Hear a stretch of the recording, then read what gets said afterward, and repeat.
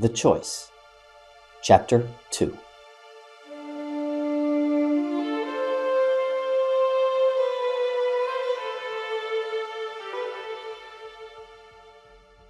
Down under the mountain, on the icy shores of Lake Compounds, the hunt for a monster begins. 5 hard-boiled hunters and 1 scared mechanic creep closer to a rocky outcropping near the edges of the lake waters. As they near the gaping mouth of a cave-like dwelling, the team of hunters condense into a stack. Joel Case lingers behind, watching from a short distance. The stack of hunters disappears into a dark opening between the jagged cliffs. Then, the sounds of a scuffle. Joel ducks behind a tree and waits for a gunshot or scream. But instead, he hears a polite request. "Mr. Case, not to be concerned, sir. It's all safe here. Please, if you might come over and verify if what we found in this cave is your monster." Joel complies, and inside the cavern finds a very strange scene.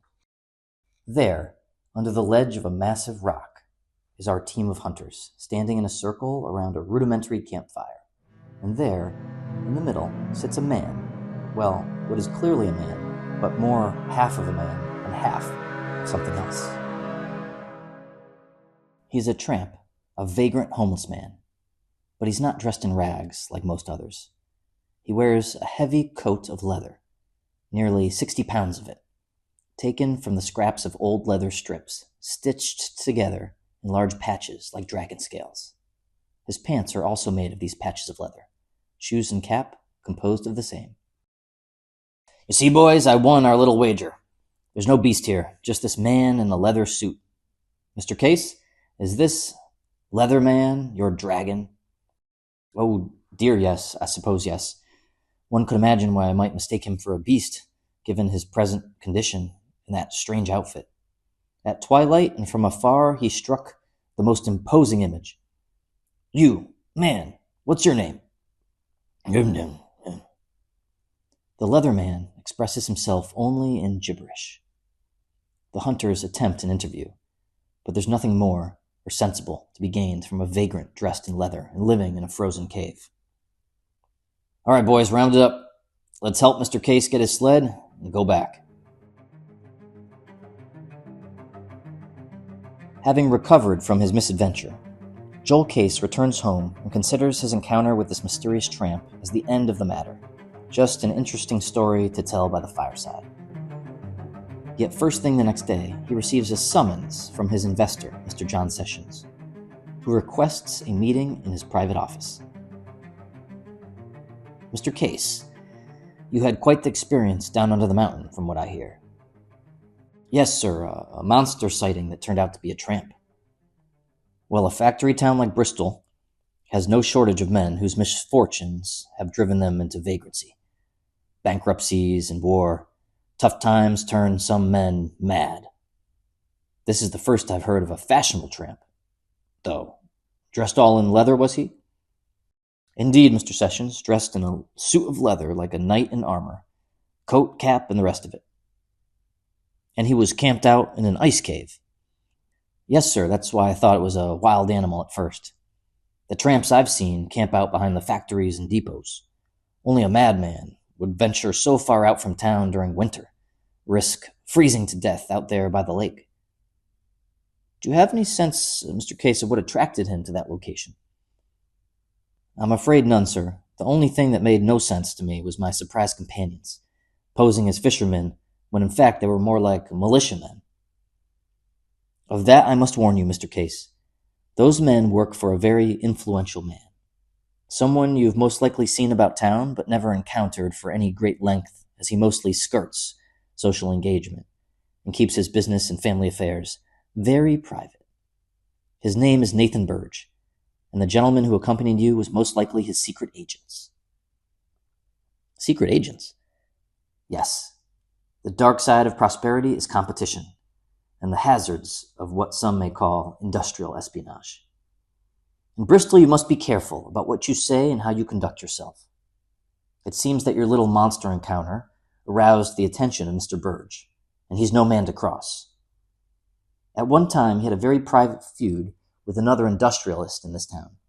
of which things seem to be resolved, but on that let's not levy too much confidence. So the lesson here, Mr. Case, is this. Get back to work. Keep your head down and don't involve yourself in the rumor mongering of this town. The wisdom, or maybe the warning, that Sessions imparts on Joel reflects the growing tension of Bristol's business scene.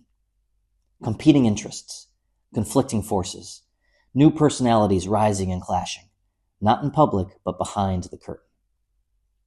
But Joel Case is nervous, sitting in front of his chief investor and being lectured to keep his distance from Nathan Burge, because Joel has a secret of his own that he's keeping from John Sessions. Joel is already working for Burge, already allied with him, and through no purpose or fault of his own. It is quite the curious happenstance that, a short time ago, the day after John Sessions declined to bankroll Joel Case's mechanical experiments, Joel received a courier who delivered a private letter from another investor. The letter offers Joel a handsome sum of capital to build his next prototype. The amount offered is generous. It gives Joel the opportunity to gain full ownership of his patents and establish a factory of his own, with real financial independence from demanding investors like Sessions. But in return, Joel must accomplish a very peculiar task. Joel is an inventor, a mechanic, yet he is solicited to accomplish something very different. If agreed, Joel must keep his work completely private. Some may say secret. The timing of this new enterprise is yet to be determined. However, the provision of funding for Joel's new prototype is to be immediate. Should he choose to decline, he is not to discuss the contents of the offer with anyone whatsoever. This is the offer to Joel, made and signed by Nathan L. Burge. Despite the ambiguity, Joel is young, ambitious, and indebted. So he signs the offer and returns it to the courier, who is waiting and watching Joel's decision, like a sentinel guardian. The courier pockets the signed offer and gives Joel his first command. Mr. Burge instructed me to tell you that if you agreed, it may take some time before you begin. But be patient, and Mr. Burge will be in touch. Bristol is a competitive, secretive town, and no one, it seems, is more competitive or clandestine than Nathan Burge. What Joel will do for Burge, and what Joel will become because of it, will alter the course of Bristol's history. To begin this special task, Joel must wait, but not for long. While Joel Case remains captive to the old grudges and secret battles of Bristol's past and present, a new couple arrives in town with virgin eyes turned towards a hopeful future. Newlyweds Charles Treadway and Margaret Terry, now Margaret Treadway, are riding together in a cozy horse-pulled carriage for a tour of their new hometown. Like the newlyweds themselves, Bristol presents its new face, not boyish like before, but more mature now, all grown up. They see a marvelous Bristol, transformed yet again. If log cabins represented Bristol's frontier independence, then the ornate and designer homes of Federal Hill signal the attainment of a prosperous milestone in the life of a community. Patches of the Westwoods, where only trees had grown, now sprout mighty two-story mansions, sporting Greek pillars and capped with cupolas.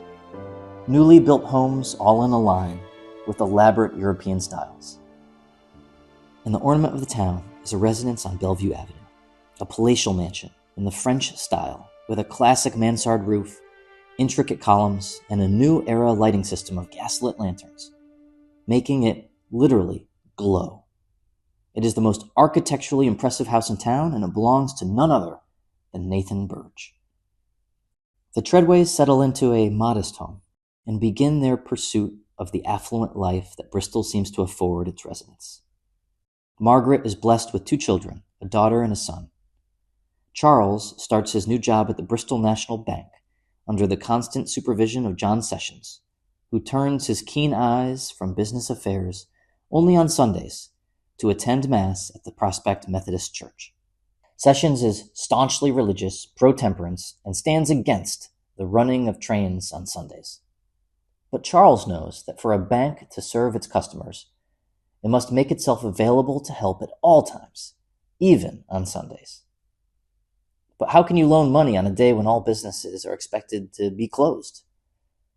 This is a problem that is already solved by Miles Lewis Peck, the manager of the other bank in town, the Bristol Savings Bank.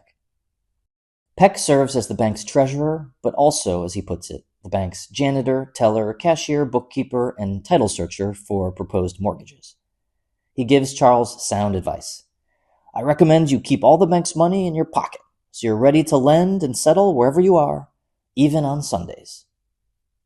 For inventor Joel Case, Sundays are not for working, but for taking long walks. He finds that a brisk stroll up a steep hill is good for the legs and great for the mind. As Joel crests one such hill, someone is waiting for him at the top, standing on the corner of Center and Main Streets, holding a paper binder under his arm. It's a courier, a familiar one. Joel recognizes him as the same man who led the monster hunt at the cave by the lake. Hello again, Mr. Case.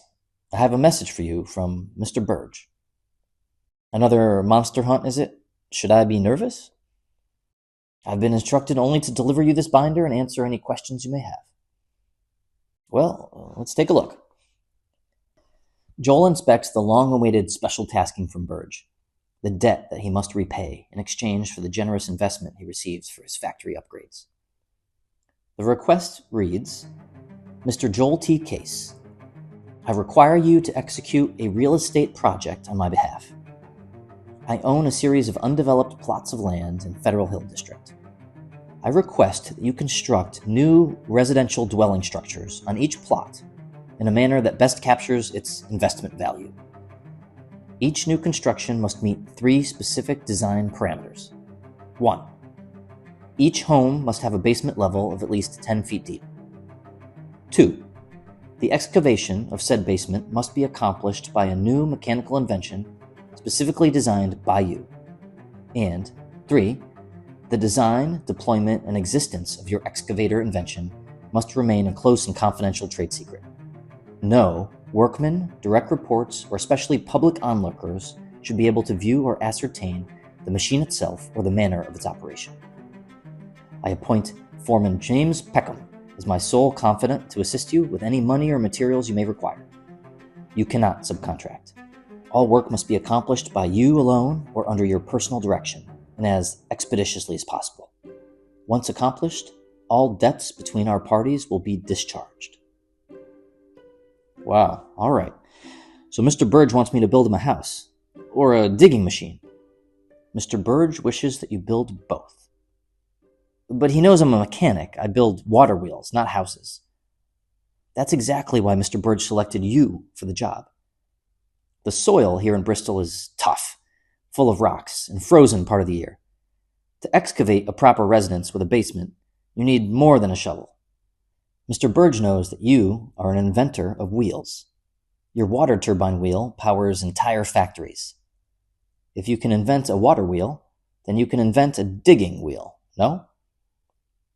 But this last part about keeping the whole excavation out of the public's view, I understand the necessity of protecting new inventions from copycats, but how can I keep a giant digging operation secret on an empty plot of land?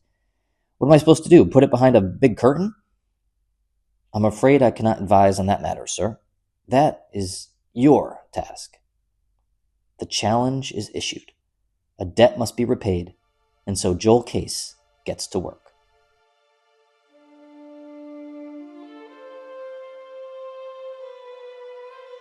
At the end of every workday, Joel spends long nights at home studying the problem, thinking of solutions, ideas big and small, that will meet the strange demands of Burge's operational requirements. Joel's main challenge is the drive mechanism. You cannot dig through rock, you must drill through it. And to power a mechanical drill without the availability of water power from a nearby river, you need a weight-driven system. If enough weight is suspended high enough, gravity can provide ample power to turn a drill bit, just like the drill pipe assembly used in oil rigs or groundwater wells. Hence, Joel must build up, high up. But the presence of a giant rotating drill pipe a derrick that will rise to the height of a sailboat's mast or a flagpole, is bound to attract the kind of attention that Mr. Burge wants to avoid. This high upper section of Joel's drilling contraption must be concealed somehow. That's when a brilliant idea strikes Joel. In most construction projects, they dig the basement first. For Burge's project, Joel will dig the basement last. First, he will construct the framework of the house, the ground floor and top floors. Then he'll add an ornamental tower to the top of the house. This cupola on the roof will contain the rigging to suspend the weights at the proper height, but it will also do something else. The combination of a 2-story house and a roof tower will give Joel an inner space tall enough to conceal the entirety of a rotating drill assembly from public view. The last problem is the easiest to solve. To maintain his direction of the project in full secrecy, Joel will occupy each residence until the final work is accomplished, so that no one and nothing escapes his control. And so Joel Case, the inventor, becomes Joel Case, the architect. He builds a line of square Italian Renaissance homes on Spring Street. He builds a red brick Gothic residence, a mini chateau named Castle Largo, that becomes a signature masterpiece, his calling card. Joel's work as an architect is distinguished by a singularly eclectic sense of design, an incongruous juxtaposition of details, the uses of shapes not usually found in houses. His critics will say his work, often bizarre and sometimes beautiful, is unique to Bristol. And that is chiefly because the builder, Joel Case, is focused on something else than the actual building. He's focused on delivering Nathan Burge's secret project requirements. All those fancy brackets turned porch posts, verandas, and mixed architectural styles originated from some convenient wooden scrap that laid close by, or an erroneous roof measurement that needed a sharper angle to connect to its frame, or this problem or that problem. In every instance, Joel chooses the expedient fix with its unconventional outcome, because his main energy is focused elsewhere, not on the architecture, but on the digging machine behind the architecture. The failure becomes the fashion, and now the traditional quaint colonial houses of Federal Hill find their new neighbors dressed up in Italian Renaissance, Queen Anne, and French Revival designs, touting the flamboyancy of European palaces. All the while, and under the cloak of every residential tower, Joel tests his excavation wheel, refines its design, and perfects its performance, carving out basements in total privacy. Towers rise up as Joel Case digs down. For every beautiful thing built in Bristol, something else, it seems, is torn away. It is a tragic truth that some gifts, once received, demand something beloved in exchange. Joel Case loses his closest companion, his wife of 10 years, who dies soon after childbirth. He becomes the sole parent of 2 young boys, one of whom will be called to join his mother in heaven before he attains but 3 years of life. These sad circumstances are not uncommon, but they are especially unfortunate for a town that boasts dozens of factories, but not one clinic or hospital. Bristol's industrial progress offers no salve for the constant perils of life in this era. And when the grim shadow approaches the doorstep of Charles and his family, it arrives 10 shades darker. The indomitable Andrew Terry, Margaret's father, dies early in the middle of his life. Then, Margaret and Charles lose their daughter, only 4 years old. And now, only a few months later, Margaret feels a sickness of her own. Here we are inside the Treadway home. Margaret is wearing an apron and making bread dough in a bowl at the kitchen table. Her son, just a young toddler, plays with toy blocks on the floor, stacking them in a playful balancing game. Margaret hums the sweet cadence of a country song and thumbs a thin blue cookbook of her family recipes, when suddenly She contorts her body through a painful spasm. When it subsides, there's a bright red stain of blood on the fringe of her apron. "Mama, what's wrong?" "Nothing, love. It's just a little thing. A little thing." Soon that same boy is peering through a cracked door, where inside his mother lies sick in her bed. His father sits next to her, holding her hand, while a doctor hangs a stethoscope around his neck and lowers his head in a sad recognition of her disposition. Margaret accepts the judgment, yet she also remains resolute in keeping every moment of precious time in her own hands, not ceding even a minute or two to her illness. "Let me up and out of this bed, Charles. I have things to do." "Nonsense, Maggie. You need to rest." "Here you go again, still telling me to stay off the horse. Do you remember that wild horse I rode back in Kansas?" "Oh, Maggie, how can I forget? You were fearless, and your father knew it. That's why he insisted I accompany you on your adventures out of town. I remember that wild horse you found grazing alone in the field. You looked at him, and then you looked at me, straight in the eye, full confidence, and you told me, 'Charlie, hold my skirt cuff and help me up. I'm going to ride him.' And didn't I?" "You did, dear. I didn't know you had it in you to ride horses like that." "Let me tell you, I've been riding horses for as long as I can remember. When I was just 8 years old, I accompanied my father on a long journey to New York, as he was going to Castle Garden to look for immigrants who knew the malleable iron tradecraft so he could employ them in his foundry. When our carriage broke down, my father didn't wait to fix it. He just unhitched the horses and gave me one to ride while he rode the other. Since we were on horseback, we took a shortcut, an old native trail that was faster than the turnpike, but much rougher. Up and down those crazy hills, Charlie, and all the while it was me holding the reins. So many hours in that saddle that I lost count. I've lost count of all my time, too, sitting in this bed. Darling, you are still that fearless girl. That's you. And there's time for everything, so don't lose track of it now. Please, stay hopeful." Yet hope and time are two very different things. The parlor of the Treadway home is filled with flowers now. Our boy watches his woe-worn father say goodbye to the last departing guest from Margaret's funeral gathering. "Charles, I'm so sorry. She was a gem, your Margaret. All the ladies at the reading club loved her dearly. She will be sincerely remembered. We're praying for you and your son, all of us." "Thanks for your kind words, ma'am. We'll see you all at church next Sunday." Charles closes the door and wipes tears from the outskirts of his eyes. He hugs tightly his son. "I'm so sorry, son. Mama was sick, and we tried to get her better, but she just ran out of time. So there's one thing we have to do with our own time, right now and every day. We have to remember your mother. Keep our memories of her strong. Tell stories about all the adventures we shared with her, and one day we can do something in her memory. We can go on a new adventure or build something big, big like her love was for us.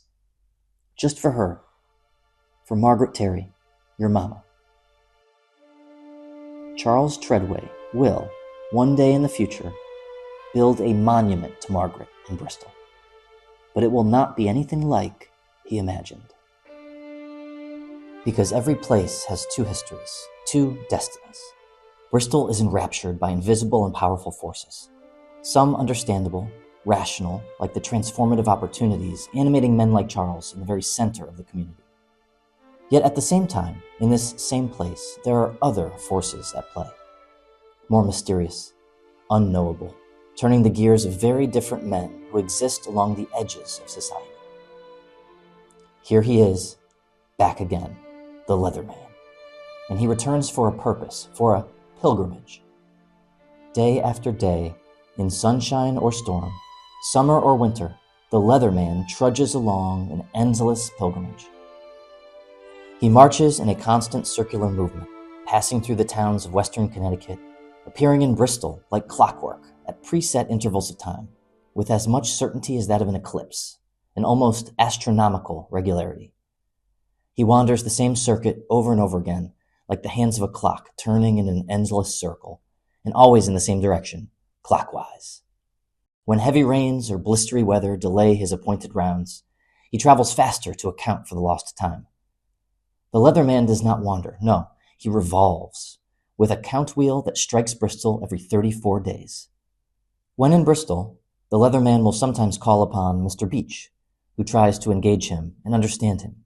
But the Leatherman speaks only garbled tones, without any sense. He answers no questions and seeks no conversation, only the charity of a hot meal and the right to be left alone. He refuses money, but will happily accept new scraps of leather for his vestments, or his favorite delicacy, tobacco. He seeks shelter far away from human dwellings, camping and sleeping in caves or boulder stacks. Then, after only one night inside a rocky crevasse, he's on his way again along the old native trail, through the forests of Fall Mountain, only to return to Bristol again 34 days later. And again, and again. He revolves through Bristol for years, as if it was a matter of life or death that he should reach his destinations at their appointed times. Is the Leatherman carrying the heavy burden of some sin, seeking forgiveness through this harsh pilgrimage? Or is he running from some evil, fearful of staying put in place where it might find him? People cease to disturb him because they fear it might upset some cosmic balance. And why not believe such a thing? That cave he sleeps in at Lake Compounce is infested with rattlesnakes. How is it that this Leatherman sleeps among the serpents and lives? Maybe his leather suit is so thick it repels their fangs. Or maybe he is a wizard who wards off vipers and greater evils. In other towns besides Bristol, his mysterious ways are the same. He accepts charity, but never conversation, from men or animals. When a friendly resident on his route adopts a pet dog, the Leatherman ceases to stop there ever again. Another curious neighbor offers the Leatherman penny coins one night. The next morning, the Leatherman is gone, and old and rusty pennies are left in the place of the shiny new ones. The most enigmatic engagement occurs at Darrow's grocery shop one day in Shrub Oak, New York. Mr. Darrow invites the Leatherman to sit by his stove for a snack of cheese and crackers, an invitation the Leatherman accepts contrary to his custom of shyness.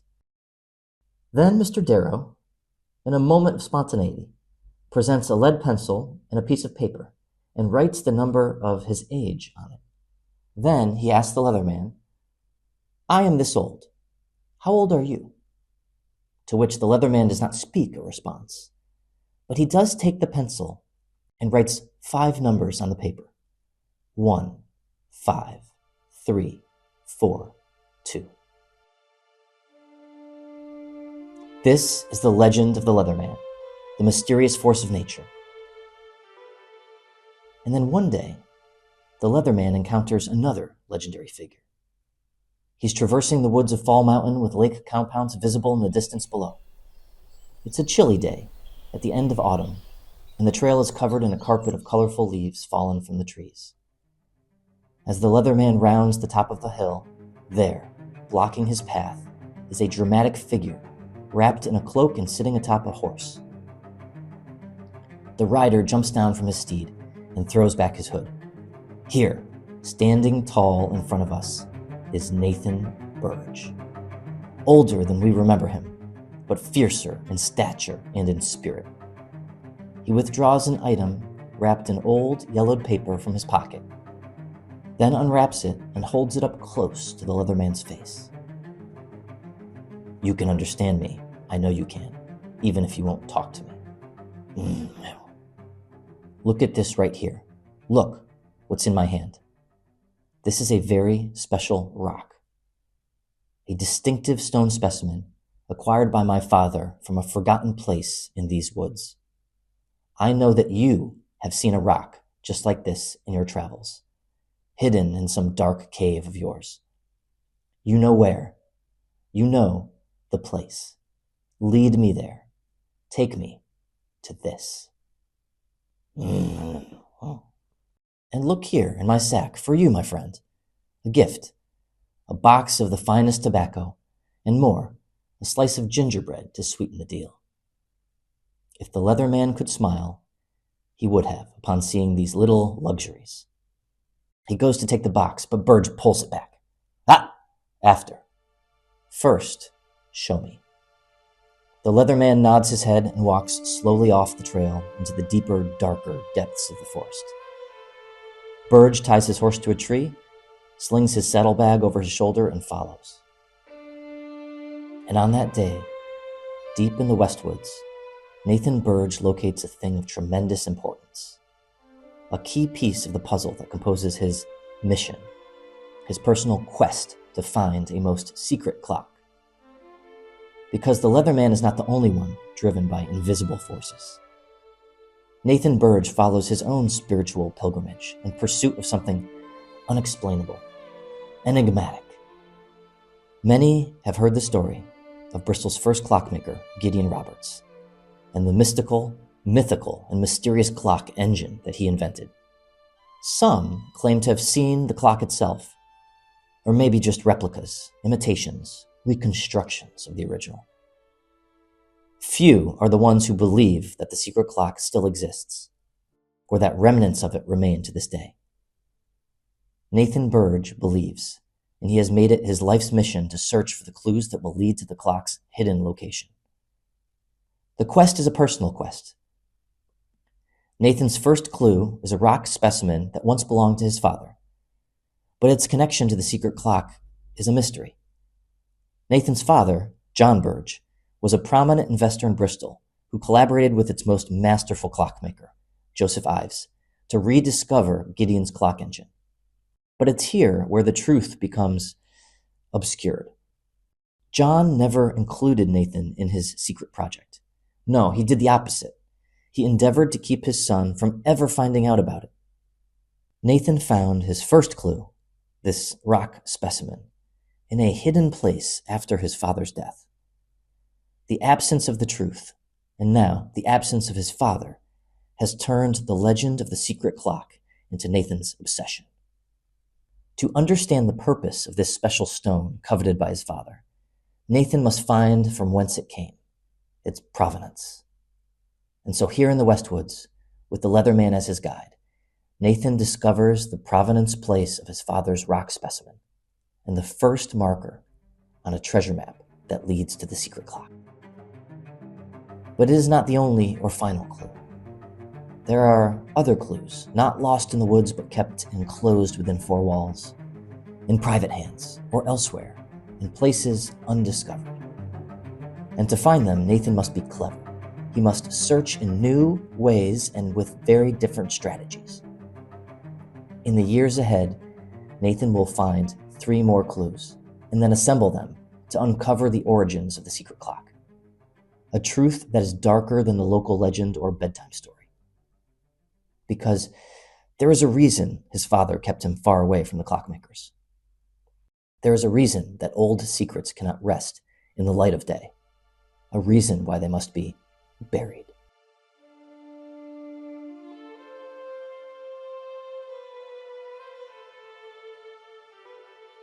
Nathan's quest may be secret, but it is not uncontested. It's a gray February morning when a plume of black smoke strikes the horizon of Bristol, rising skyward from the forested hills of the Hoppers. News of the smoke's cloud origin scatters across the ears of Bristol's residents. The N.L. Burge factory is no more. It is totally destroyed by fire, with all of its contents and properties charred and unsalvageable. There is shock among the business community, and nervousness among Bristol's top manufacturers. The loss of some portion of a house or barn to a fire is a common occurrence, but the total loss of a factory structure is rare. An event like this harbors dire ramifications for Bristol's insurability and the ability to attract new manufacturing investments. Burge's factory was considered fireproof.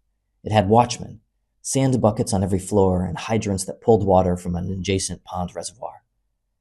The town had dedicated first responders who were supposed to be on constant standby. 2 companies with steam engines and water hoses. Firemen that arrived too late. When the mind considers the facts, it becomes clear that the total destruction of Nathan Burge's factory is more than an accidental occurrence.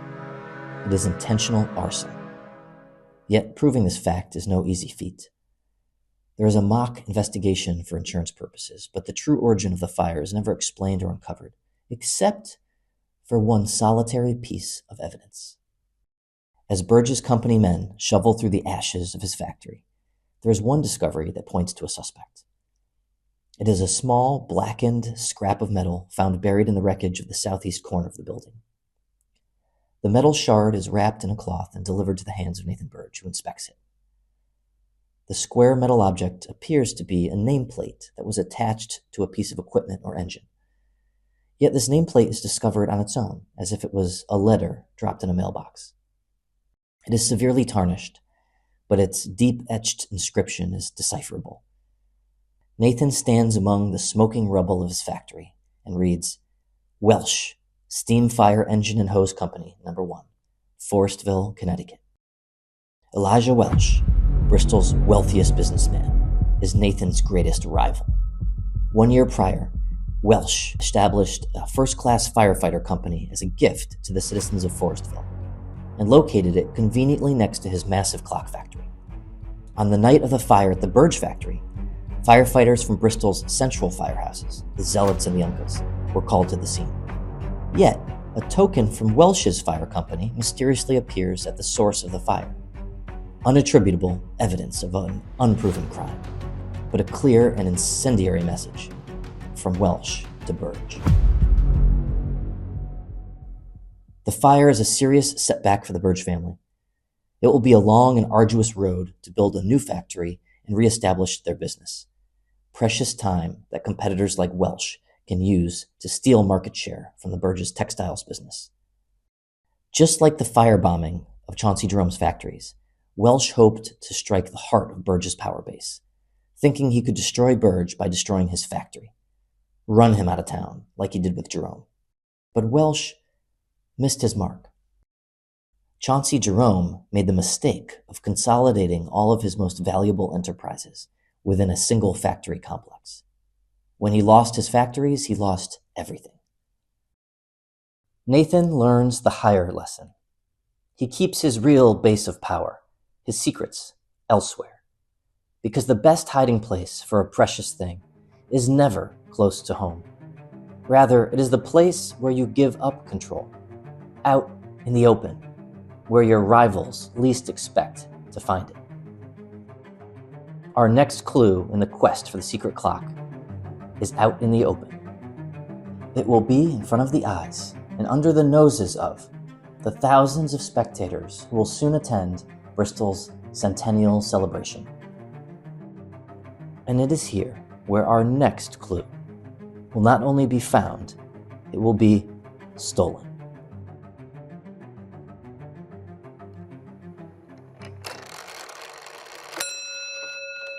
To be continued in the next chapter of The Choice.